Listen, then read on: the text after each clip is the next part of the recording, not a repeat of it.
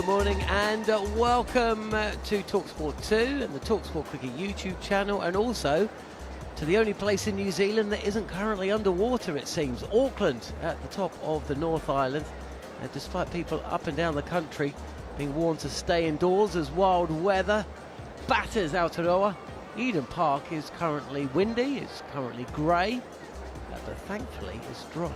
For now, it is still a rugby ground. Anyway, thanks for listening to us on TalkSport 2, the TalkSport Cricket YouTube channel. I'm John Norman, alongside, over the course of the next 4 hours or so, the likes of former England fast bowlers Steve Harmison, Darren Gough, as well as Neil Manthorpe and Jared Kimber. England are 1-0 up, but with just this T20 to play, New Zealand were distinctly second best in Christchurch, so changes may be afoot for them. Let's head to the middle to find out. Mark Richardson is with the two captains. Well, so far so good out here in the middle. It is blustery, but no rain. There is a little bit in the forecast later on. Might affect what the skippers want to do out here. So let's get things underway with the ANZ coin toss. I've got to the captains with me, Harry Brook for England, Mitch Santner for New Zealand. We've got Dave Gilbert from Australia as the ICC match official, and Olivia Clark is our ANZ coin toss kid. She's 8 years old, and her favourite player is Matt Henry, although she says she's not so sure about his new moustache. Let's hand that coin over. Here you go. You can hand it over now. Thank you very much.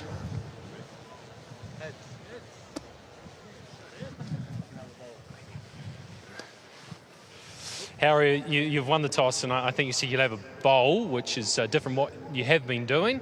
Pleased with that? Looks like there could be a little bit of movement in the pitch too. No idea about the movement, but obviously a small ground here, a little bit of wind up, so yeah, we're happy to have a chase tonight. Yeah, and him chasing, actually, you should be quite confident after the last performance. Coming off a rough one in the first batting effort, it came good in the last one, didn't it? Yeah, absolutely. It was a belting pitch, so we tried to make use of that and set them a good total to defend. And in terms of chasing second, is that your preference in T20 cricket? Not really. I think the best sides have to be able to do both. Yeah, you come to a ground like this with small boundaries everywhere, and with our batting lineup and the depth that we've got with our batting, we back ourselves to chase pretty much anything. Same team or any changes? No, same team. All the best. Thank you. Cheers, mate. Mate, so something different for you to have to do today, and that is to go out there and get a total on the board. Yep, that is correct. Pretty simple task, isn't it? How is the confidence after the last one? Because you really haven't, you didn't get to have a bat in the first one, and then obviously had to chase a big total, and often that can be difficult. So how is the confidence at the moment? Yeah, I think, like you said, the shame the first game, I thought we bowled really well to restrict them to 150. And then the next game was obviously a little bit flatter. I think there was still some good stuff in our battings. I think the intent the guys showed was good, and, it's going to continue again. Obviously, see what this pitch does. It can be flat, can be a bit tennis ball-y, so we'll wait and see. Yeah, that's the thing. I guess everyone thinks in T20 you just go out there and try to whack it from ball one, but sometimes you've got to show this Eden Park pitch a little bit of respect and get a feel for it. Yeah, I think you do. I think, there has been some really flat ones here, and there has been ones that kind of a little bit soft and a little bit, holdy. So, yeah, I think the guys at the top will do that. I think it's one of those pitches when if you can get in, you can really cash in, but you've got to give yourself a chance. Going into the last two series, the record would be pretty good. A few wins under the belt, and then, a bit of rain, a couple of losses. I guess you boys would be sort of itching to get that winning feeling back. Yeah, there's been a bit of rain floating around, but yeah, obviously a quality team like England, it's always going to produce a challenge. And they showed their class last game, obviously. Again, a new ground, new dimensions, new pitch, so I think we start a fresh air and, still a chance to level the series. All right, go well. Thank you. England won the toss, and probably no real surprises. They've decided that they'll bowl first here today. Okay, so just the one change for New Zealand, with Zachary Foulkes coming in for Cole Jamieson. England unchanged after that big win in the second T20 at Christchurch. The first one was a washout, of course. Time now, though, to get an odds update with William Hill. In the Zone on TalkSport 2 with William Hill. 18+, gambleaware.org. Ben Barrett is with us to give us the latest odds ahead of the third T20.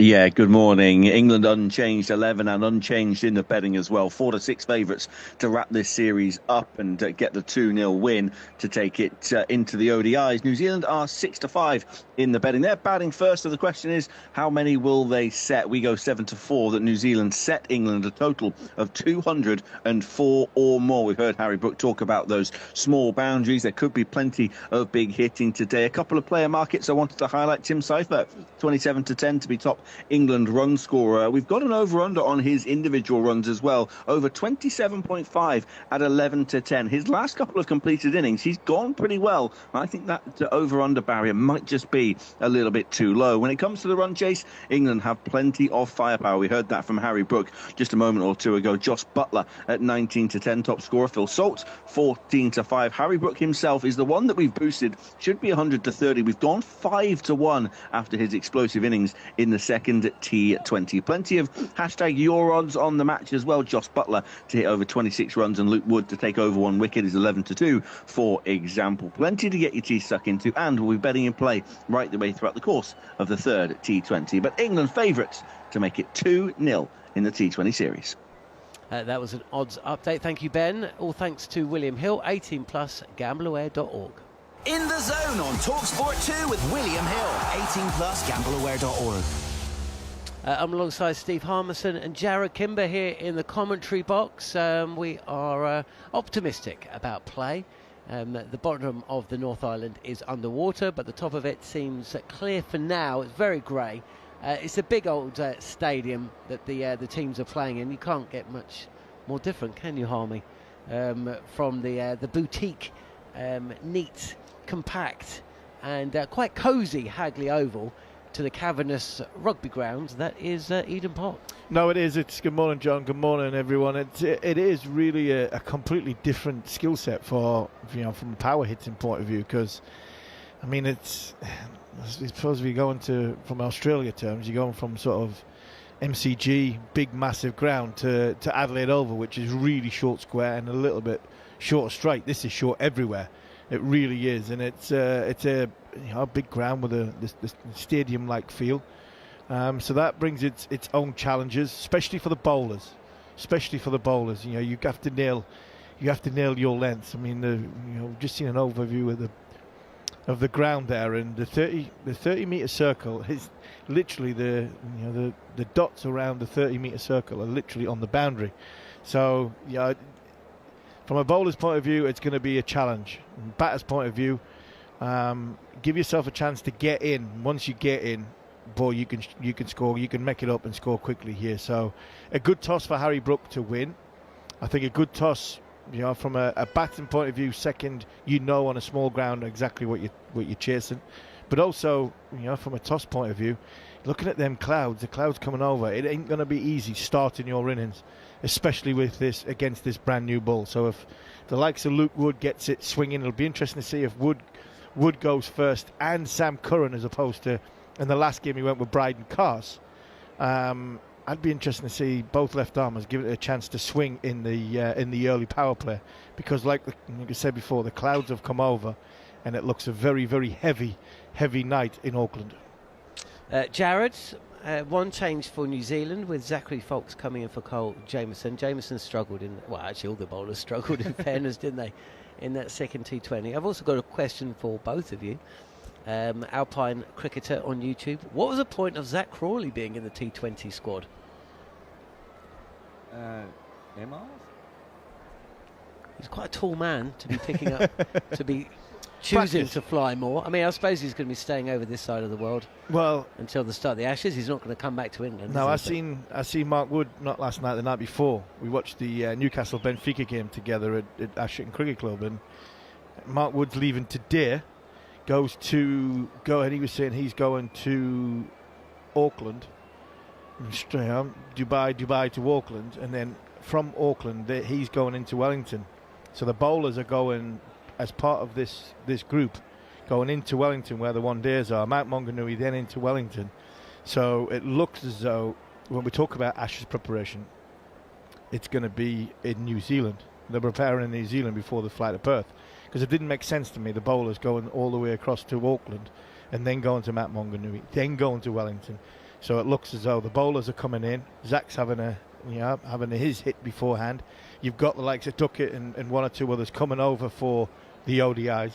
And England look as though they're going to have a little bit of a sort of training holding camp for the Ashes in New Zealand before the flight to Perth, because it would make a huge amount more sense if the bowlers flew straight to Perth, stayed there, because, I mean, what's Auckland to Perth?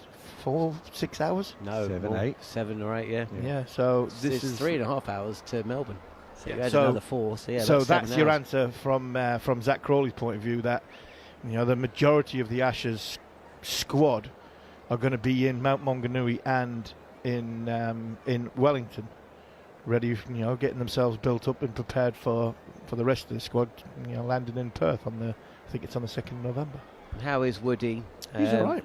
Looking forward to that flight to the other side of the world without Chris Wokes to hold his hand. Yeah, he's all right. He's in good form. He's trying to sort of say to him, not thinking too much about not playing since March.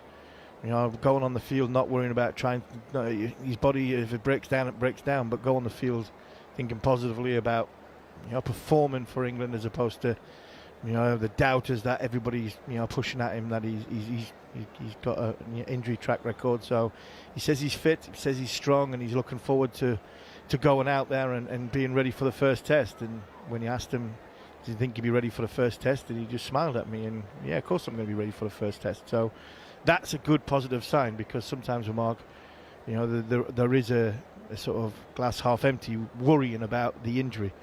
I think now he's thinking, right, I've got one last chance at Australia. I'm going to be ready for it. And bowling in the tent at Loughborough, he says he feels really, really good. So that's good signs, because Archer got pulled out of the first ODI. England have got one eye on Perth, I think, with going hard at Australia with 2 90+ miles an hour, 95 mile an hour bowlers, and really, really hitting the Ashes with with venom. Jared, I want to talk to you about a couple of things. First off, Zachary Foulkes, what do you know about him? He's one of the youngsters, 23, hit the deck kind of bowler. Cricinfo lists him as tall, and I don't think he's tall. I think he's short. I think he's about a foot shorter than Jacob Duffy. He took 9 for, didn't he, in his first test? Yep. I think he's more of a skiddy bowler. There's talk about him being a potential all-rounder. I haven't really seen him look like that with the bat at the moment, but he can certainly hold a bat, and I think that's a good start.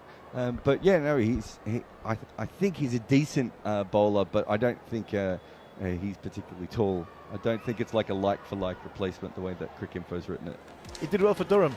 Yeah, in the T20 Blast this year. He's, by all accounts, listening to some of the stuff and talking to some of the Durham lads, he did well and fitted in nicely. He didn't have the all-round quality that we were probably expecting, but I think from an overseas coming into English cricket for the first time, I think he held himself adequately. I don't think so. I think it was more that number 8. I think Durham got quite a lot of them. So what England have got: a Bryden Castle, Liam Dawson, a Sam Curran, and I think because of that, I think he was a handy number 9. I think that's what Durham was probably looking at him. They were looking at him as more as a bowler. Yeah, look, he's only 23. He's done well at international cricket. His T20 numbers are pretty solid as well. Like, I think he's a good cricketer. I think he's probably a couple of years away from being the finished product yet, and he's probably still working out what that's going to be. But it's an interesting change, John, to go, because I wonder if Jamieson was stiff because he couldn't get through his action the other night. Harmy wasn't here, but especially when he was bowling his slower balls, his right arm wasn't getting past his left hip at all. He bowled some full tosses because he fell over a little bit at the crease. So maybe they just wanted him to have a run. They've had a look at him now, and then they'll tell him to get back to the net. He did that in the first T20, if you remember right. His first 3 overs, it looked as though, I was talking to Craig Cummins, we were on air together at the end, and going, this is when England will capitalise, because his first 3 overs really weren't as though he knew where the ball was going. He didn't really want to let go of the ball. He wasn't, like you said, finishing his action off. And then he had to bowl that last over, the 19th or the 20th over. And all of a sudden, when he had clarity of thought, which was Yorker or slower ball, he absolutely nailed it. So I just wonder if there's a crisis of confidence there, possibly with Kyle James. Yeah. Either way, I think getting him out and letting him have a rest, this is not the most important game. They're going to want him a lot more for the West Indies tour that's going to follow this. First ball of the match, and it's Luke Wood, left arm over the wicket, and it's a pitched up delivery. Tim Seifert clips us away, and the ball is going to reach the boundary. If we do get 40 overs today, we're going to be saying that quite a lot because they are quite short. Yeah, they are quite short. It was lovely timing. You know, encouragement for Luke Wood. There's a little bit of swing there. He probably started middle in leg, and it's just gone half volley into sort of leg stump, possibly outside leg stump, and it was a nice shot from Seifert. He just opened up his body a little bit. He opened up his front leg. You know, his toe was pointing, his big toe and his left foot was pointing back down towards the bowler, and he could access the ball comfortably through mid-wicket. Seifert then 4 not out from the first delivery he's faced, and this is a touch wider. Seifert on the front foot attempting to drive and access extra cover, beating past the outside edge, no run, 4 without loss in New Zealand at the start of the innings. First one had like a gentle swing back in, and he probably got the line wrong, as Harmony said. This one has just gone straight across, and he's missed it. Better length, though. It's a better length. This is the key on this surface. What we're going to say about boundaries, there's going to be a lot of boundaries in this game. You know, as bowler, if you go at 10 and over, I think you've had a decent day. You really have. If you can get four overs for 40, you've had a decent day, because you're expecting a good pitch. 220 could be a below par score here, 210, 220, with the size of the ground. So the length is going to be key for the bowlers on this surface. Wood continuing, full toss, and that is driven from the up, almost arching his back. Is Seifert, sees this late, it is gloomy there, so it's a full toss, it's there to be hit, but it also came with him quick, and I imagine he would have lost that for a second as well before hitting it to the boundary for 4. Yeah, it was just a little bit, you could see that in his body language, didn't you? He just jumped as though he was startled a little bit, largely down to the fact that it was above knee high. It was probably, just see the England players. I wonder if there's a bit of dew knocking around. The England players, Harry Brook, passing the towels around. Dew or rain. I think it might be rain. It would be a real shame. Either way, let's see. The umpire, I think they're going off. I think he's trying to get the ball, isn't he, the umpire, so he can keep it dry. Yeah, that's it, I'm afraid, for now. We've had 3 deliveries, 8 runs. Let's go through them, John. Well, we got 4 hours. Okay, well, look, we'll stick with it. But yeah, the covers are being raced on. There's rain in the air. In fact, it looks quite similar to the London skyline if you look upwards, doesn't it? It's a heavy mist. Heavy mist. It's dark, and players are walking off. I don't know how long it's going to be. They're going to be off for. I think it's just going to be one of those ones. Are they going to be fortunate or we're going to be unlucky? So close, positioned so well. You are positioned very close to the sea, no matter where you are in New Zealand. But some cricket grounds in this country are positioned closer to the sea than others. And Eden Park at the top of the North Island is it's not just next to the sea on one side. It's pretty much surrounded by it on both. So we shall see. The umbrellas are up in the crowd. There's a decent crowd in. It doesn't look like a good crowd because it's a rugby ground that can hold, 45,000, maybe 50,000. But on a cricket day, unless Australia are in town in the World Cup, it doesn't come close to that. So we'll wait on that. Is it still raining? I'm afraid it is, yeah. Look, Cameron Ponsonby's doubling up as every good freelancer does, and he's doing about 3 jobs. He's working for us. He's also working for Cricinfo. And he says that it's still coming down at Eden Park, and he's obviously censored himself quite nicely for public consumption. I presume we have an hour or 2 to play with, although perhaps not if a lake forms on the outfield, and that was 20 minutes ago. He says it's his most recent update says it's looking grim. Rain swirling in the floodlights. A few spectators still in situ, clinging to their brollies. In terms of the game, we're back on. Can you believe it? We are going to bring you some cricket. Just enjoy it while it lasts. We're down to 14 overs aside. We'll see, right? We'll just see. Let's just enjoy every ball. We've had 3 of them. 2 fours hit from the bat of Tim Seifert. Luke Wood started the over, his first over, the first over of the game, an hour and 50 minutes ago, and now he's going to continue it, and it's on the pads and flicked powerfully to Dawson. at mid-wicket. No run. So 8 without loss, New Zealand. This is the third T20 of 3. The first game that we brought you on TalkSport 2, we brought you 20 overs and that was it. New Zealand restricted England, we felt. We never really find out. To what was it? 153 or 153? Yeah, it was going to be a good game. 153. It was a good. It was going to be a good contest, that one. For 6. Wood again, and this is straight. It actually swung a touch. It looks. There's certainly some movement. Pitched on middle, and it was defended on a leg stump line. So another run to the score.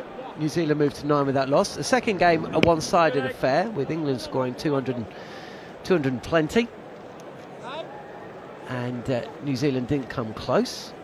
And now we've got a 14-over game, hopefully, with New Zealand 9 without loss, and Tim Robinson is about to face his first delivery.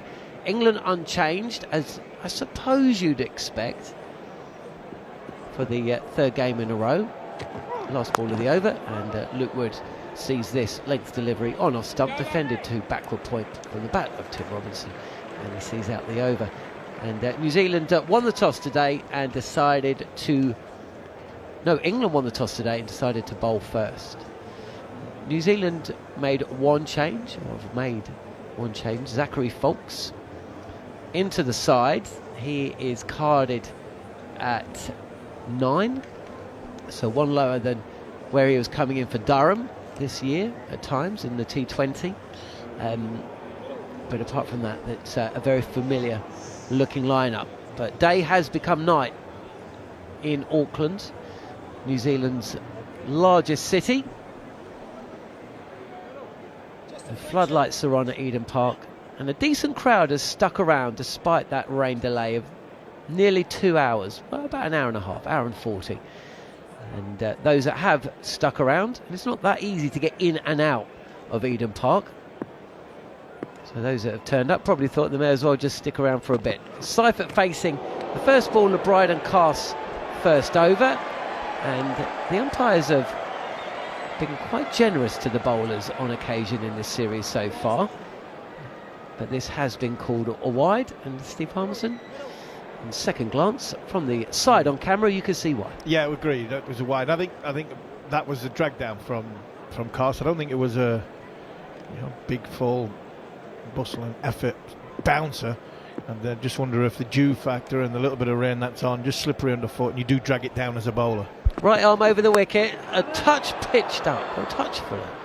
And this is driven with no real timing from Seifert, and actually on another day that either screams to the boundary over the head of mid-off, or it's mistimed straight to that fielder. This actually was a little bit of a leading edge. Bounced a couple of times before reaching Harry Brook, who fields no run. You can see in the just the way you mentioned that, a bit of a leading edge. The bat just twisted, the handle just twisted in his hand. So just got a little bit higher on the splice of the bat, a little bit more bounce from Bryden Carr's end, from instead of Luke Wood, who's just trying to skid it on. Yeah, you can imagine in these conditions the ball will do some. There's a shot from Seifert, gets down on the cross and wraps this up over his shoulder, and that looks like a decent catch in the crowd as well. So 6 runs from the bat of Tim Seifert, sailing over the boundary at fine leg. They're very, very short boundaries. We know that. It's Eden Park. We're just going to have to get on with it. And New Zealand up to 15 without loss. It's amazing, isn't it? The 6 distance has gone 50. It's gone 59 metres, John. It's gone about 15 rows back. It's gone 50. It says 59 metres, and it's gone. It literally has gone 15 rows back. What's Carr got here? Back again, short again. Oh, he's striking Seifert on the body, who's too soon on the pole. Cramp for him a touch, and scampers through. New Zealand 17 without loss, midway point of the second over in what has been reduced to a 14 over a side game. It was a bit Brendan McCullum-esque, wasn't it, that pick-up pull shot, wasn't it? You watch it, just seen a replay of it again. McCullum used to do that a lot, just pick it up. It doesn't matter what it looked like when he rolled on the forward roly-poly by the time the ball had hit the stand, and it was an excellent catch in the crowd. One-handed. One-handed, yeah. I don't even put your drink down. I think his drink's in one hand and throwing his right hand, clutching in the air, in the ball popped. You're not necessarily expecting a catch when you're sat in the stands there, are you? Well, or maybe you are. You are there. Park. Yeah. Not quite MCG. Well, not with the batter. Is lying on the floor. Yeah. We got a no ball. No ball. They do call these no balls quite late in New Zealand. Yeah, they do. I'm waiting for a game where the bowler is halfway down his run up before he's told, oh, actually, no, the ball before was a no ball. Free hit then, and on the up, Robinson drives this and will not quite reach the boundary through extra cover. Two fielders set chase, and it's Harry Brook who just about manages to put in the dive and prevent a 4. But the score moves on. 20 without loss. We're still at the halfway stage of the second over. Yeah, I think from a no ball point of view, I think Bryden Carse had I mentioned before, the first ball was a drag down and he slid, and there was a great stop from Harry Brook. That's a fantastic bit of fielding, by the way, by Harry Brook. Has the ball hit the hat? Did you see that there? I did, Has the ball hit that hat? It was there? too late now. Too late now. Carse again, Fuller, and swinging past the inside edge. On the drive is Robinson, who misses. It's a bit slippery underfoot, though. That's the point I was trying to make before I seen the ball just hit the hat. He dragged the first one down, put some sawdust on, so the line now is just, it's covered in sawdust, so possibly why it took a little bit longer to give the no ball.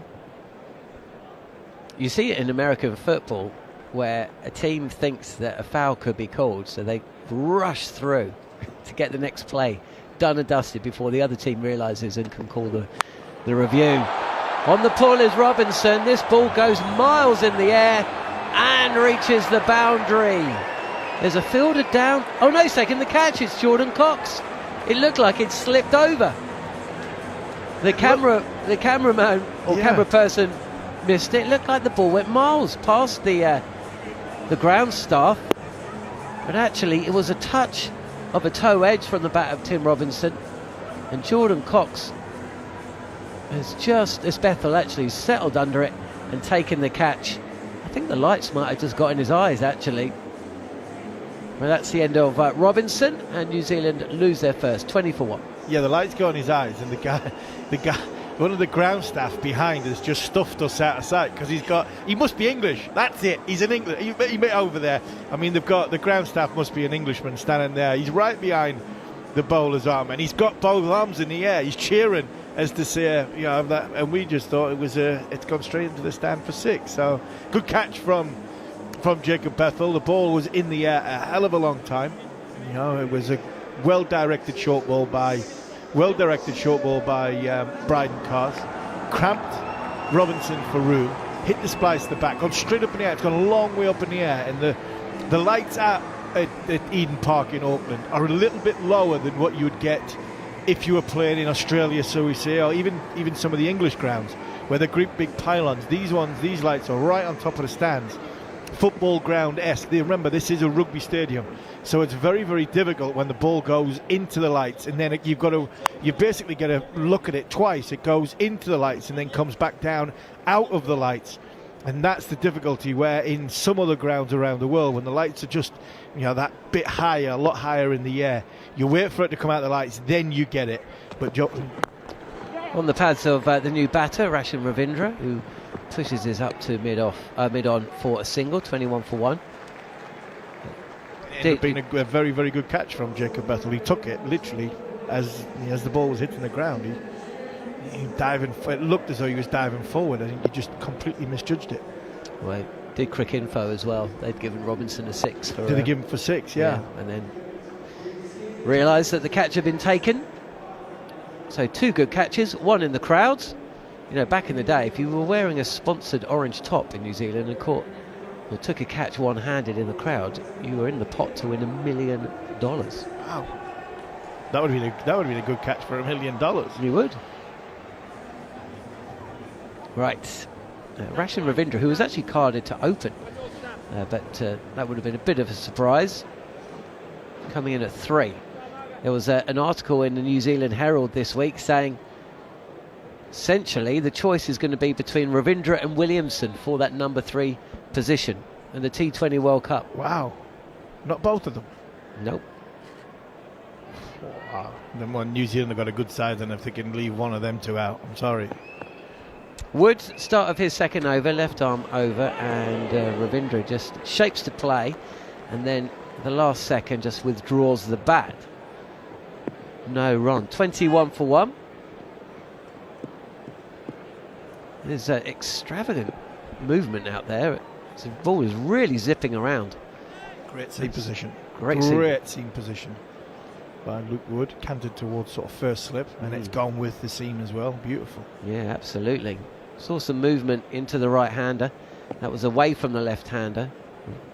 Right-hander in last over. Cast as well, getting some purchase from the pitch. As this time Ravindra trying to play to leg, but in the end just pushing this past the stumps at the non-strikers and come through for a single. Tim Seifert 16 from 8. Rashin Ravindra 2 from 3. The 1 wicket to go. Of Tim Robinson, caught by Jacob Bethel at deep backwards square leg for 2, and the score 22 for 1 on TalkSport 2 and via the TalkSport Cricket YouTube channel. Myself, John Norman, alongside Steve Harmison, and you're going to be hearing from the likes of Jarrod Kimber, Darren Gough, and also Neil Manthorpe as this match progresses. And it's good to say we have got a match as Seifert readies himself with that high back lift and brings the bat down perpendicular and pushes this out for a single to the leg side. He moves to 17. I think the power play is 4.1 overs. I will check that. It sounds about right, doesn't it? Yeah. It's been good from Wood, though. 3 balls in this over have been really good. Remember, his first 3 balls of this contest, before we went off, went for 8. So he's dragged his length back. We spoke right at the top. It's about the length, and he's floating for the first 3 balls. Now his length's been very good. And here he is again. This will have to be bowled again, though, swinging down the leg side and called as much. So 1 run added, and New Zealand moved to 24 for 1. They can't win this 3-match T20 series, of course, after England England won the second match and the first game was abandoned, but they can draw it. Decent crowd in to watch the match on a Thursday evening in a city that I know very well. We had 24 hours there together, didn't we, a couple of years back? That's again good movement. That's a beautiful line. If that was bowled in a test match with a new ball, you'd say, well done, sir. That was a fantastic delivery. In and around 4th stump line. Pitching, bounce, and seam movement away from the left-handed Ravindra. You'd also say if he nicks that, he's in a bit of touch, because, I mean, Rashin Ravindra, who is in a bit of touch, has missed that by about 1.5 foot. If he edges it, it goes through first slip, doesn't it, and down to the boundary. 2 from 4 then. Rashin Ravindra readies himself. This is straighter on leg stump, and there's a misfield at slip with Adil Rashid coming across from backward point. The ball would have gone straight to him, but instead it deflects off Banton and away past Rashid, and it allows Rashin Ravindra to come through for a single. He just need it, hasn't he? He's gone to yes, he slid and yeah, you're right. And the moisture of the rain and whatever's on the top of the surface, he's just sort of slid into the ball and kneed it past short third man. You know, you're talking about whether New Zealand should have been awarded 5 runs for the ball hitting the cap. Wood again is in, and Seifert, who's already hit 1 6-over fine leg, attempts a second but misses, and that is the end of a really good over inside the power play. Just 3 singles and a wide coming from it, and New Zealand move on to 25 for 1. Because it's not safety equipment, it won't be 5 runs, according to I think it's Andrew Miller on commentary on Cricinfo. I thought it was anything that sort of comes off. It would have been 5 runs when you were. They've changed the rules. When you were playing, changed the laws. Did you see Virat Kohli was out for his 2nd successive duck? Yeah. At the ground where, did you say he made his name? The back-to-back hundreds he scored at Adelaide in 2014, was it? Certainly a ground that it's not often that a ground. Swing and a miss from Ravindra. Bryden Cast's first ball of his 2nd over goes through to the keeper.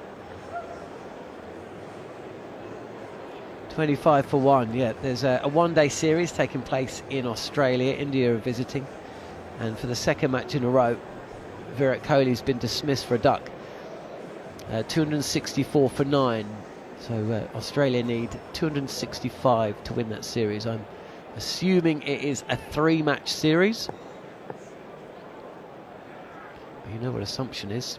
Ravindra facing, passes in, right arm over the wicket, and this time Ravindra steps across the crease and swats this. He's on the pull, but he's pulling it behind him and over the boundary at fine leg for another 6. Yeah, well, it's different with Saifa, who's sort of going as low as he possibly can.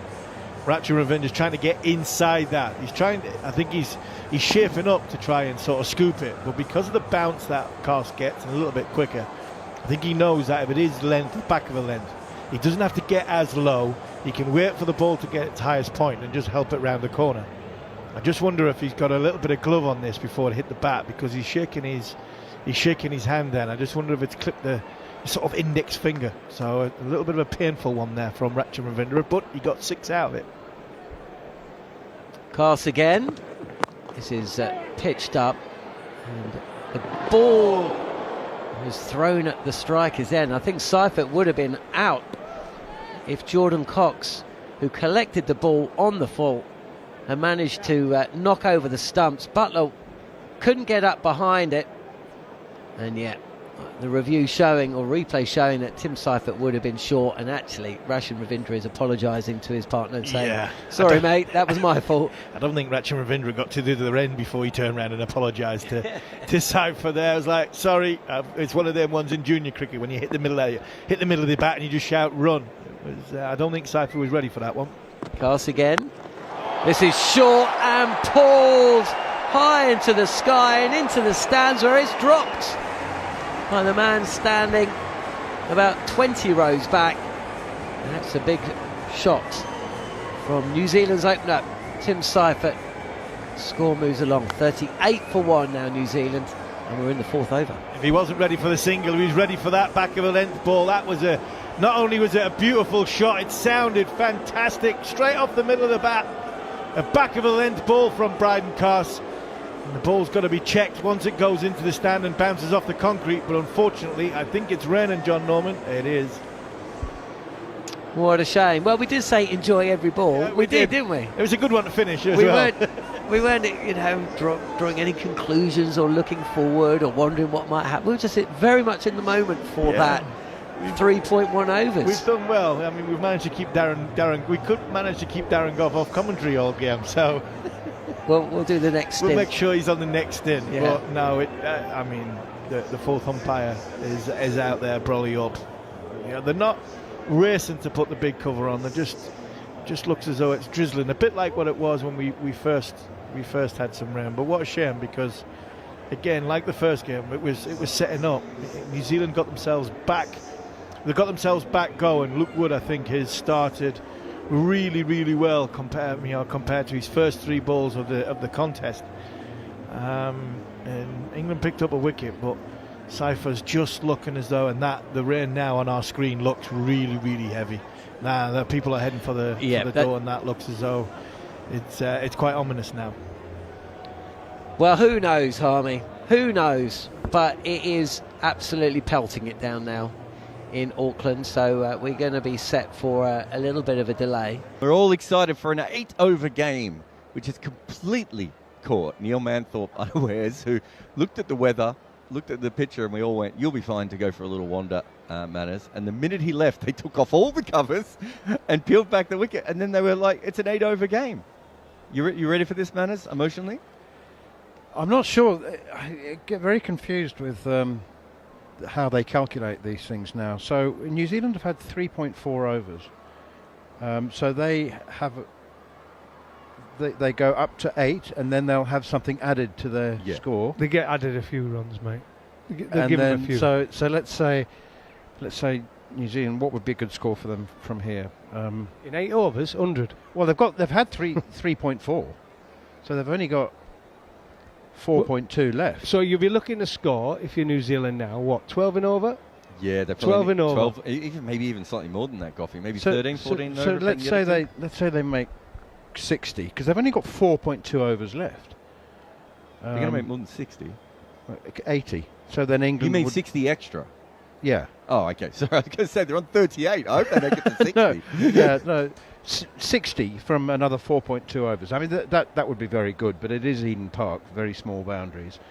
So that would give them close to 100. And then England would probably end up chasing about 125 in 8 overs, wouldn't they? 110, 115? Yeah. Piece of cake, that. You don't know. Look, I've said this many times now watching cricket. You have no idea in a game that's 8 or 10 overs old what a good score is. It's impossible. It's one bit of genius from one player for 2 overs who gets 20-20 off 2 overs, and it's game done. It's game done. I've just been working in that competition where it's a 10 over competition. You cannot, no matter what you tell your bowlers, what you tell your batters, 1-2 good overs and game's finished. Yeah. 2 20s, it's done. There was a blast game, I reckon, last season, maybe even the season before, where it was 5 overs aside. And I can't remember what they made. They made like 84 or something in the 5 overs. And the other team was favourite to chase it and made like 45. They just couldn't get they were swinging as hard as anything. They just couldn't get the ball away. No matter what you tell your ball batters, is as good as a wicket. Absolutely. No matter what you tell your bowlers, whatever you tell your batters, it's down to the individual. If you've got someone like Phil Salt, Butler, Brook in your side, can just go in, literally, and they could hit 24, 25 off and over. And it finishes it. That's it. It's all over. So, at this level, and the quality of player that's involved, that's how easy it is. Yeah, and of course, we're assuming there'll be no more rain. Well, that's all I've seen is rain. This series has been dominated by rain, hasn't it? So Luke Woods bowled 2 overs for 13. It's done, hasn't he, now, surely? He can't bowl another one now, presumably, yeah. Well, obviously. Do you reckon he just says, do I have to come out? Send well, he's quite a decent fielder, actually, Luke Woods, so he's actually a good cricketer. Well, Adil Rashid, is he bowled yet? You got Adil Rashid still, you got Dawson still at the ball. Well, we've only had 2 from Wood and 1.4 from Bryden Cast, so yeah, 4.2 overs to go. So he finishes his... He's got to bowl the 2 balls, hasn't he? Yeah. Unless he's injured. That's an interesting. Well, we're going down a rabbit hole now, but it's interesting if you know the level of micro-analysis involved in T20 cricket now. If the analyst said, I think that Bryden's last 2 balls is too much of a risk, so let's say he's injured and we'll get someone else to bowl them. That would be next level from retiring out. Are they out of the power play?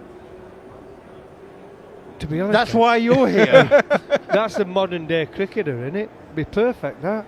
Oh, you only have to go 2 balls, mate. Don't need to have any practice. Just go out, bowl 2 balls, you get a week off. Well, that's our discussion we had earlier. That's the modern day cricketer. That's perfect job, that. 18 holes tomorrow, and then 2 balls the next day. Perfect. I'm assuming the power play has to be at the end of the over, does that? Yeah. I mean, does that mean that England also get 4 hours of over? I don't think they do they? I don't think you can split the power play. You can't split overs for a power play. Surely. Yeah, but this hasn't it come up yet? No, it hasn't come up. I have checked. Come on, tell us. I didn't even see it when it came up on the screen because they did flash it up. They didn't keep it up for very long. But that means New Zealand get half the game as a power play, right?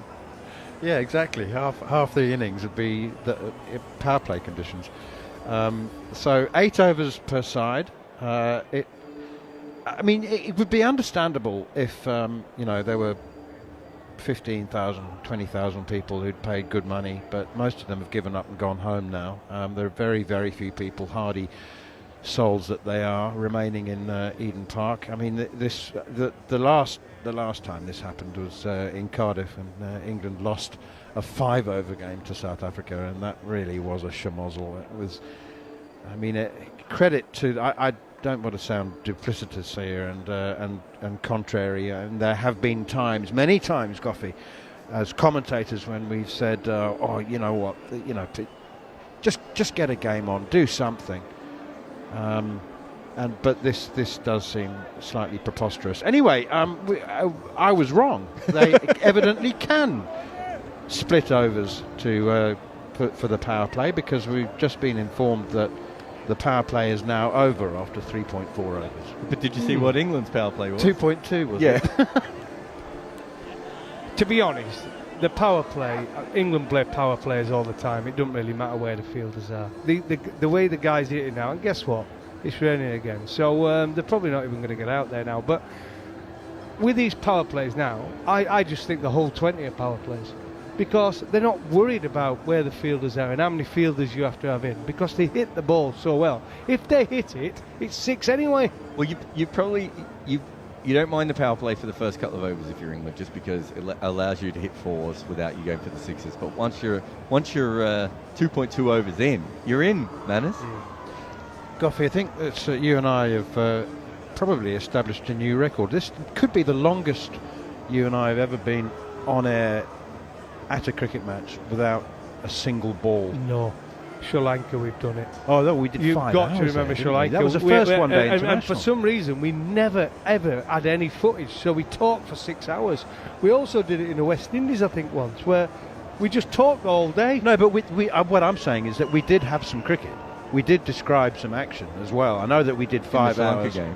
The Sri Lanka game, the first ever one-day international, wasn't it? For on TalkSport. We did some time at the start of the game. Yeah, exactly. Yeah, we did. We didn't think of having any backup, so we just talked and If you remember, for 5 hours. Owen Morgan, just in order to get a game in the second innings, he just powered through the first 10 overs. England bowled the first 10 overs in about 35 minutes, didn't they? We just had spinners, and the Sri Lankans were going crazy, scoring. It didn't matter. England had won the game, but they just needed to make sure that, because the rain was coming, the ground staff, all 200 of them, were poised to drag the covers on. The rain was coming, and Owen Morgan brilliantly powered through the first 10 overs to make sure that it was a game. And we got the covers back on because there was just a little bit of rain in the air. The players are by the side, but I mean, it's squalling showers, and I think the umpires, Sean Haig and Donovan Cock, former South African, now naturalised Australian. He emigrated to Australia 15 years ago. Anyway, they've got a decision to make. I suppose it's the match referee, actually, isn't it? Who's going to make the final call. He'll be guided by the ground staff. They don't have to worry about the outfield or the square, because it's one drop-in pitch and it's a rugby outfield, so they don't have to worry about playing the next game. As we wait to see, the umpires are standing under shelter. England are playing a bit of knockabout with a football, but they're under one of the main grandstand roofs, and so they're not in the rain. Oh, okay. The squalling shower has cleared away. The ground staff are on the field. The technician is on with the stump mics, and nobody seems quite sure whether to start the game or not. What's a stump mic not worth? How much are they these days? The stump cam. Well, the whole setup. Wait, he's leaving the ground with the stumps. There's a stump cam, isn't there, at each end, and they are worth, I understand, between $15,000 and $20,000 each. Wow, yeah, because I once ran off with one at Lord's. And with the camera? The only stump left, so I took it off, and he come into the dressing room panicking, so I had to give him it. I think I've actually still got the stump with a big hole in it where the camera went. Yeah, so I've got that at home, but yeah, that was the story behind that. I think it was Lord's, and he come into the dressing room and said, "Who's got the camera?" I went, "Oh yeah, this." Yeah. Did you not know that there was the camera? Well, no, it was the only one left there. I wanted a stump. Do you know, that's the biggest thing. When I think back now, I collected all them stumps. I'm going to send you a picture of them. I've got so many stumps at home. I don't know what game they're from. I don't know what game they're from, what the significance was, or anything. They were just the ones you took. Yeah, I think, what did I ever do it for? Isn't it Sean Pollock's got a whole museum at his house, doesn't he? He's not sure what to do with these either. You know the full story of the stump mics, don't you, when they first started in Australia? Stump mics or stump cams? No, so stump mic was the first Yeah, thing. yeah, exactly. So yeah. they did it for World Series cricket because Packer wanted to hear the ball on the bat and all these sorts of things. But there's a lot of moisture around a cricket ground, right? And so they kept losing, the microphones kept getting ruined, and they didn't know how to fix it. So they got a condom, and they wrapped the condom around their sound equipment, and that is the first ever games that we heard from the middle of the ground. That's how they got the technology to be done. But then, Goffey, Packer was like, yeah, we want to hear it. But there wasn't anyone there on a button pressing it. So every single swear word for the first series was played out for everyone listening. And they used to swear more back then, didn't they? It was, well, they certainly did they certainly in allowed more 80s. swear. There was a lot of swearing in that. I think it might be Gideon Haig's book where Channel 9 actually went through and they counted all the swear words. So they have a list of every swear word used and how many times it went to air. Do you remember the days when every single series, bilateral series, used to have a commemorative tie? Yes. Do you remember? And I assiduously collected these for very, very many years. And I was deciding to do some decluttering last week, and I discovered my tie collection, to which I have not added for probably 5 or 6 years because they don't do it anymore. They should be banned. Anyway, I've got over Ties should be 100 banned. ties. I don't wear ties, but I've got over 100 ties. Many of them are still in their original wrappers. But what do? You don't throw them away. It's like Sean Pollock was, is a huge memorabilia collector, and he wants to. Well, ideally, he would like someone to purchase it from. He's got some really rare stuff. But he's kind of lost interest in it. But he, as a much younger man, before kids and whatever, he collected all this memorabilia. So he'd like to raise some money for charity from it. But otherwise, he'd like to give it to someone who has an exhibition where people can come and see all this stuff.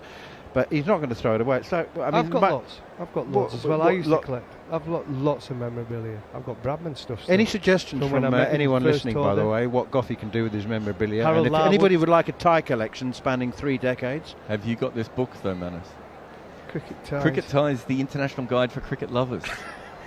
I've got that book at home. I can bring it in for you if you'd like to have a read. Could you email the author and ask him whether he'd like another 100?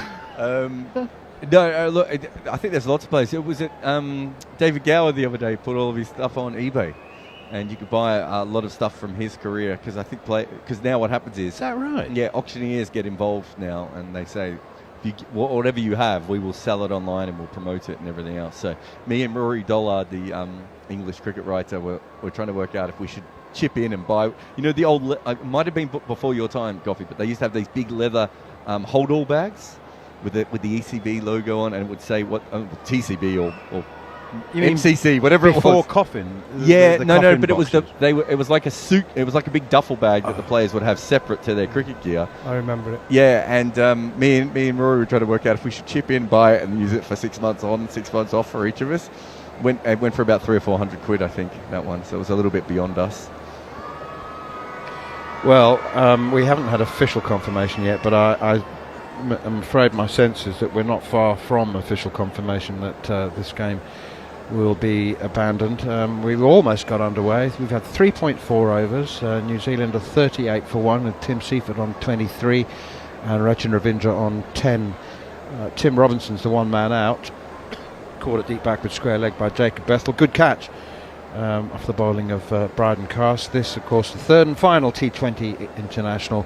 It was always a high-risk time of year to play cricket, but in New Zealand in October, not probably as high risk as playing cricket in Sri Lanka at this time of year, which the Women's World Cup have discovered, to the disappointment of the New Zealand women, who've had 2 washouts in that tournament. Big game coming up today, though. Straight shootout, isn't it? Quarter-final in the Women's World Cup, effectively, between the hosts, India, and New Zealand. I think winner takes all. They take the 4th and final semi-final place. Yeah, well, massive game, isn't it? I watched India-England the other day, and that was an interesting game, wasn't it? Other night, played beautifully. India have suffered big-time nerves, haven't they? There's 3 really close games. They were walking it. India were absolutely got it in the bag. They should have weight less of than a expectation runnable, on home soil. And then the pressure, and that's why England batted, by the way. They knew that. Charlotte Edwards, she knows what she's doing. She's got huge experience, and you knew India would feel under pressure chasing, especially when England got a decent score. Well, a good score, 280s, wasn't it? It was in 280. But India were absolutely walking it, and then threw it away with the pressure. Well, they needed a run and ball with 8 wickets in hand, 7 or 8 wickets in hand. Mad. Lost the game, so it's a huge pressure game for them. But there have been some incredible collapses. So India lost that one against South Africa when they were massively in front and the ball got wet. And there's been a few games like that. Did you see the Bangladesh-Sri Lanka game where Bangladesh went into the last over, Goffey, and they needed 9 off 6 balls, and they lost 4 wickets to start that over. And they were so far ahead in that game that it was over. They were just in front. I think they needed 25 runs off the last 5 overs with 7 wickets in hand and somehow lost the game. So it's been like that. A lot of those teams have struggled under the bright lights. Been a good tournament, actually, in the sense that the have-nots, I think, have significantly closed the gap on the haves. The big teams. It was really just it was a procession, really, wasn't it? It was just a kind of routine march into the semi-finals. You mean South Africa have come in? I mean, South Africa look a good side, right? Yeah. They've entered the fray again. I mean, they look really solid now. They've got good batting, good bowling.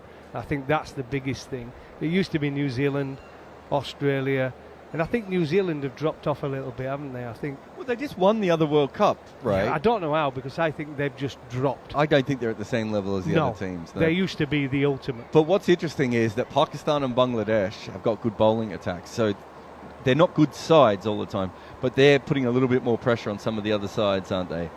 So it's not like the old days where you had 3 teams who could play and 5 teams who can't. So it's been an enjoyable World Cup from that perspective. But yeah, have you got news for us, Manners?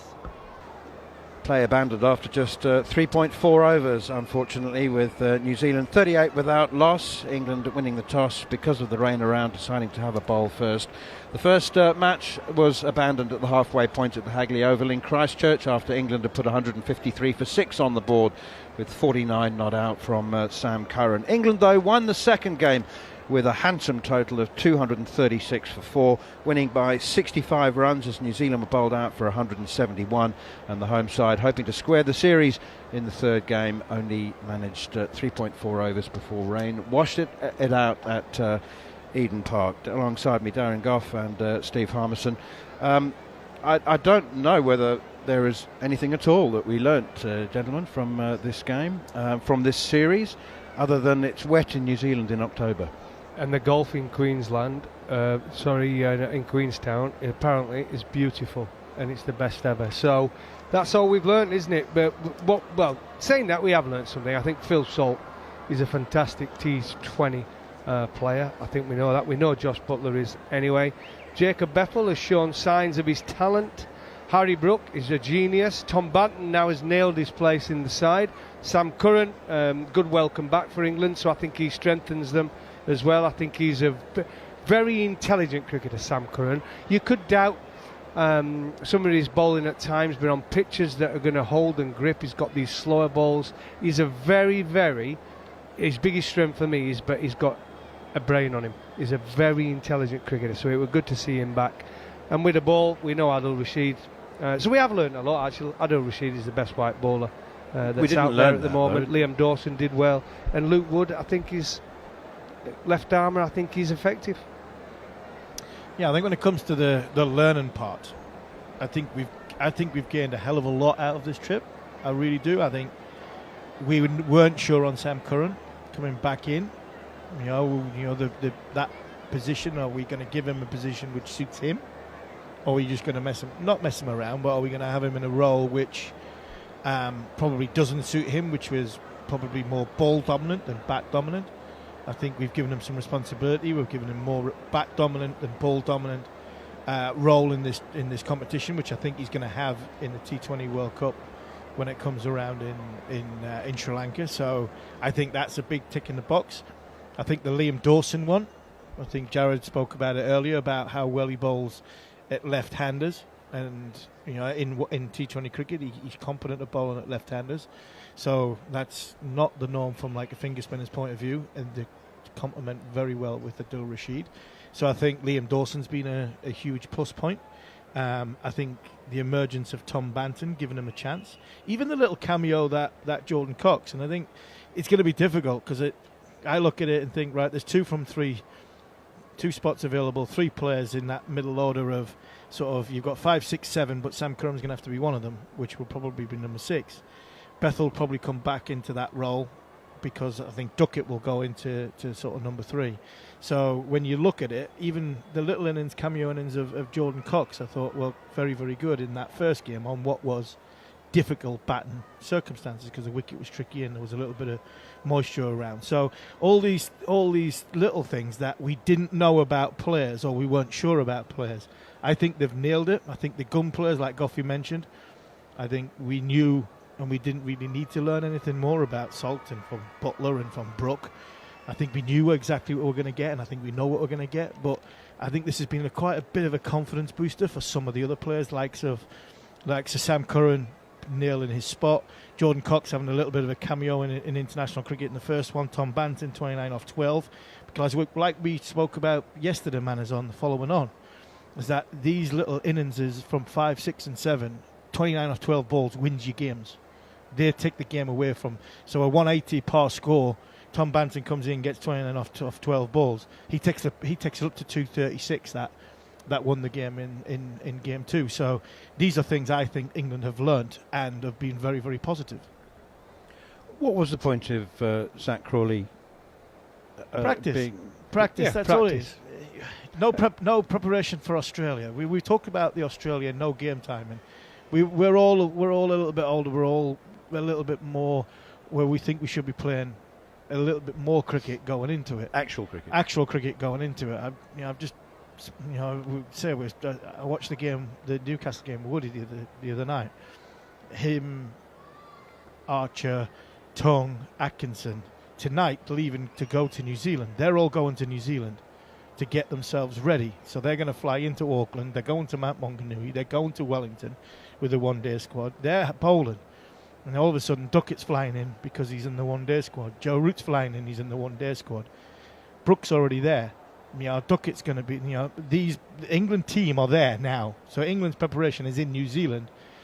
A little bit sort of lights, camera off. Kind of base camp, isn't it? It is, and it's away climbing from Everest. And it's away from Australians. It's away from the media. It's away from, what the Ashes tour is. So that's why they've took that's Crawley. the problem. Crawley 100% was going there. Yeah, back up in case something happened, but he's there to practice. He's there with the coaches that are going to be there, and it's to work. And now the bowlers are going in, and that's what they're going to do because there's no warm-up game, so it's all about practice. Just confirmation as we look ahead to the ODI series then that there are 4 changes. Those not involved in the ODI series who were involved in the T20 series. Phil Salt, Jordan Cox, Bryden Carse. He's not in the ODIs. He's having a rest. Well, practice. And he'll Zach still Crawley. be there. He'll be. Oh yeah, he's there. It's only Matthew Potts of the 8 fast bowlers in the Ashes squad, 7 fast bowlers and Ben Stokes. Only Matthew Potts isn't going to be in New Zealand. He's going to fly straight to Australia because he played busy because he bowls overs. Yeah, yeah. He's been playing too much actual cricket. He's played actually too much cricket, and he ain't playing first test. So there's no rush for him. And the 4 who come into the ODI series, as you said, Ben Duckett, Joe Root, Jamie Smith and Jofra Archer, although it has been announced that Archer definitely won't play in the first ODI. Nothing wrong with him? No, there's nothing wrong with him. It's just management. the fact that he's only going to get there on Saturday morning after flying for 36 hours. So he ain't going to be playing, he's not going to be, actually he won't be there in time, will he? But he'd have gone Caribbean he won't to be there in England time. and then England back out there. Yeah, That's the way. But if they leave tonight, he ain't getting into New Zealand in time to start the game. Monday. They're getting Monday. Yeah, Yeah, it'll be tight, wouldn't it? So the first ODI is Sunday morning at the Bay Oval in Mount Maunganui, and then they move on to Seddon Park in Hamilton, and then the Sky Stadium in Wellington. It used to be called the Cake Tin, didn't it? That stadium. What do England want apart from winning? What do England want to get out of the ODI series? I mean, this is just. There's nothing wrong with just performing, is there? I mean, there doesn't have to be a point to everything. We spoke for years and years and years about context and, they're building up towards this, they're building up to... This is just an ODI series. because that's what cricketers do. They play and they entertain and they perform and it's a kind of throwback, isn't it, to the days of meaningless bilateral series. Well, I think it's going to be the same brand of cricket. You've seen Harry Brook in every interview he does. He's more outspoken than Ben Stokes when he talks about the way they want to play. I think since he's been in charge of the T20 side, they've played some ridiculous cricket, and they've been hard to beat. They've been beaten once. I think that was the South Africa game, wasn't it? They've been beaten once, this T20 side. And I think in 50 it was a 5-over game. Yeah, that's what I mean. That's the only one they've lost. And I think the confidence is running high. I think I'm expecting to see the same brand of cricket in the 50 overs. Yes, there's a few changes. Joe Root comes back in there, gives them that stability in the middle order. But around it, I think it's going to be ding, ding, shots galore. And I think we've got a very skillful unit. And I think in 20 overs and 50 overs, I know we went through a bit of a rough patch, I think England are in a very good place. I 100% agree, and I think it's a little bit of a free hit, the 50-over competition. I think the T20s was a little bit more, I think, business-like, trying to nail down them places. We talked about the positives before. You know, does Sam Curran stay in that position, and can we get that role for him? You know, will that middle order player, that six-hitter coming in at number 7 that we need to change the game? The spin bowler, Liam Dawson, can we nail that?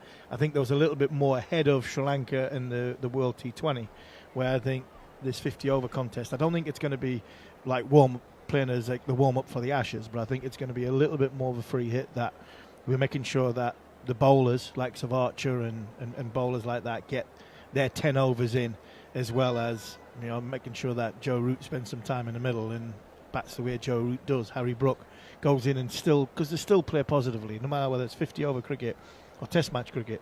The outlook of trying to access and hit the cricket ball is exactly the same for the likes of Brook and for Smith and for Duckett and for Root. But I think it's quite a nice warm up going into the Ashes. They'll not want to say that, but I think it is a really nice way to going in. It's still pressurised cricket. It's still high level, top end cricket, but it's away from the sort of, I think, the microscope of what Ashes cricket does. And when you go into Australia, we know what it's like. There's the minute you go into Australia, I mean, it can be mentally draining before you get to that first Test match. So I can actually see, as somebody who has criticised the preparation from these before, I can actually see this is probably more of a benefit than playing it outside Australia and then going in, short time, bang, get the Lions game out of the way and get the Ashes game starting, as opposed to the 3-week build-up, playing three games, and especially if you lose. It's only a build-up, Army. If you go to the practice games and you lose, but this more team, often than not, we did. This team's got a mentality of playing to win every game and belief they're going to win every game. It's totally different to series past, where they go into it and it's a bit of what if we lose, we're going to get. I don't think that goes with this team now, and I think to go there and have 1 or 2 warm-up games wouldn't have been a bad thing. But look, they're here in New Zealand. It's a very good one-day side. We know that. We've won that series, T20, although it's rain affected. But still, we played some great cricket, some positive cricket at times, especially with a bat. And then this third one was just a write-off. But going into the 50 overs, I expect to see the same cricket. New Zealand are a good side, but we look far ahead of them, especially in T20, and it'll be interesting now to see where we are in 50 overs compared to New Zealand. Okay, I've got another question about Ashes build-up, but before we go on to that, we might finish with that topic actually, but let's hear from England captain Harry Brook, who was talking to Frankie Mackay. Well, it's one of those frustrating series, no doubt, for you as a player, but a bit of form's always nice. Yeah, very frustrating. Obviously, the weather hasn't been ideal, but it's good to get a little bit of game time out there for the boys. And New Zealand conditions seem to be ones that you've enjoyed so far, especially those at Hagley Oval. Is there something you put your finger on why you enjoy it here so much? No, it's a great place to tour. We've had an amazing time so far. We've obviously got the ODIs coming up. We've loved every minute of it, and we're looking forward to the ODI series coming up now. And you did mention when we spoke a little bit earlier in the series that there'd been some good golf played. Best course when you've been here so far? Definitely TRI, for sure. And were you a winner that day as well as this series? No, I wasn't, unfortunately. But no, like I said, we've had an amazing time and looking forward to the ODIs now. We'll hear from Mitchell Santner as well in just a moment. The question I wanted to ask you before we run out of time. Told you the golf were good, though. Yeah, the golf was very good. Harmy, you were horrified when England decided to prepare for their last Test tour of India in Abu Dhabi. You said that they should get that. We all know how wearing and wearying it can be in India when you're sort of confined to the team hotel, that kind of thing. So England decided to do something different. They decided to change the blueprint from decades, half a century of touring India. Same with the Ashes. You both know how you said you can be exhausted mentally and emotionally before you get to the first Test match. And physically as well. They used to play sort of 3 or 4 or 5 warm-up games. So instead of saying, well, that's the Ashes, that's the way it is, it's the way it's always been, they've decided to do something different. They've decided to prepare in New Zealand, out of the media spotlight. So right or wrong, success or fail, they're trying something different. Yeah, trying something different. I've always been a believer, and I said this at the time when I was talking about that build-up in Abu Dhabi or wherever they were going into that. It's not one size fits all. Everybody prepares differently. Everybody gets to that first Test match differently. It took Darren probably a little bit less time to get everything into rhythm before it would take me over the course of preparing for that first Test match.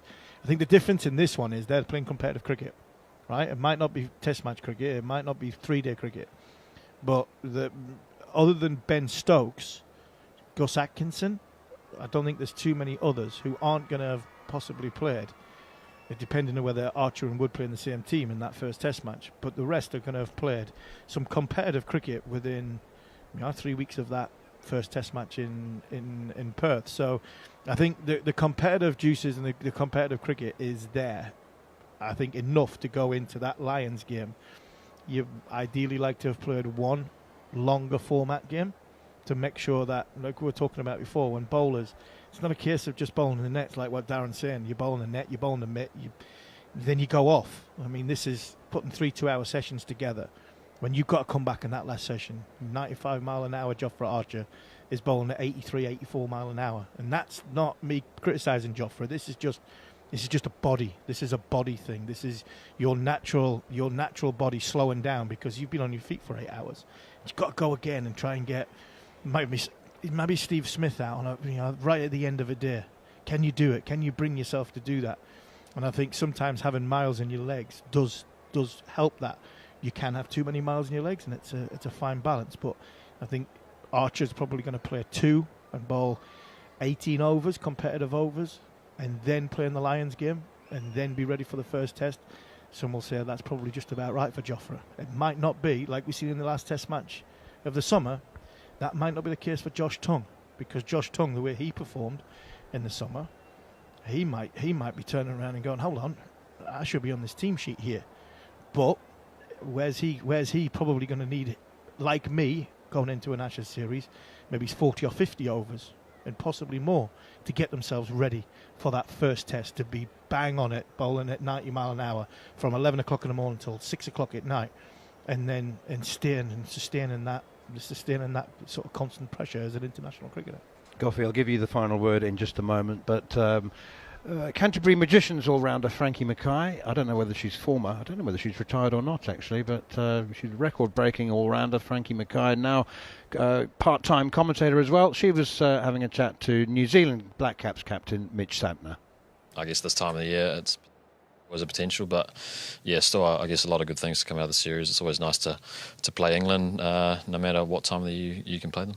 Yeah, I guess that was going to be my question. Some incomplete games and a series loss, but what are those good things that come out of it? Because there were some for this New Zealand side. Yeah, I think the way we bowled in that first game, especially in Hagley on a wicket, that I guess did give us a little bit. Yeah, and then I guess we didn't get an opportunity with the bat, but the second game was good. We were put under a lot of pressure on a good wicket, and I guess going forward, we're going to come up against a good team on a good wicket. So I guess the learnings from that, and then again tonight we started well amongst the rain. Yeah, and how important is it to, I guess, get on a little bit of a roll in the T20 format with that World Cup looming and to try and slot pieces of the puzzle together and, I guess, get the exact way you want to play the game sorted and down pat?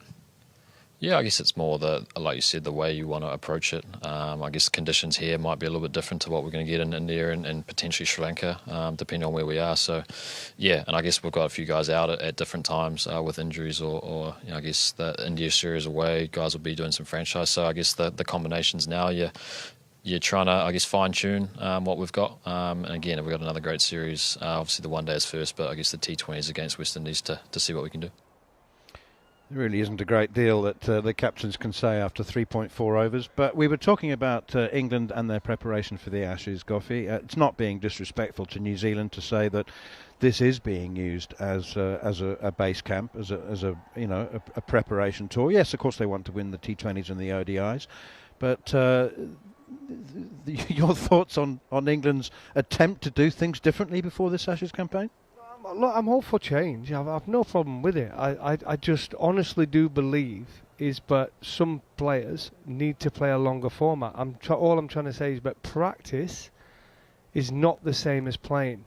And it's okay for the guys now. They're playing this cricket. They're getting bat and ball out in the middle. The bowlers who are going to play in the 50 overs have to bowl properly. You're looking to take wickets with a new ball. You have to come back in the middle and hit the pitch hard. You come back at the end and use your skills, slow balls and the odd bouncer and back of a length again. So look, the players that are playing, I have no problem with that whatsoever. But I think if they do exactly the same thing and pick the same team every game, there's going to be a lot of players who ain't playing. And someone like Mark Wood, when was the last time he played? I can't even remember. March. So he's going to go into a test match having played in a little Tom Noddy game against each other. Yeah, against each other in at Lilac Hill, right? And Lilac Hill tends to be flat. We used to go there, Lilac Hill, and play against the President's 11 or Prime Minister's 11, whatever it is. And I'll tell you what, that was a pressure game because they used to bring out Dennis Lilly played in it. They used to have a few oldies in it, but I tell you what, they played some up and coming hungry players like a Gilchrist and Langer played, and they make sure they give you a proper test. And if you lose that first game, as he said, the pressures starts to build, because when you land in Australia, it's lights, camera, action. As soon as you walk out of that airport, there's cameras in your face. It's unlike any other place. It's worse than India. I think it is. It's worse than India. When you go to Australia, because straight away there's an attitude to it, and you know you're in for a battle as soon as you get off that plane. Yeah, you can understand what they're calling you, can you? Yeah, when you get to Australia, you know what they're saying about you. It is, and it's can't bat, can't field, can't bowl. Yeah. So, but I think England, Coffey mentioned before, just to finish, they've got the right mentality. Ben Stokes' team have got this last 3 years. They've got the right mentality to go to Australia. Now they've got to back it up. They believe they're going to win. And that's the positive here. Look, with Ben Stokes, who's a terrific leader, he's shown himself to be a lead from the front.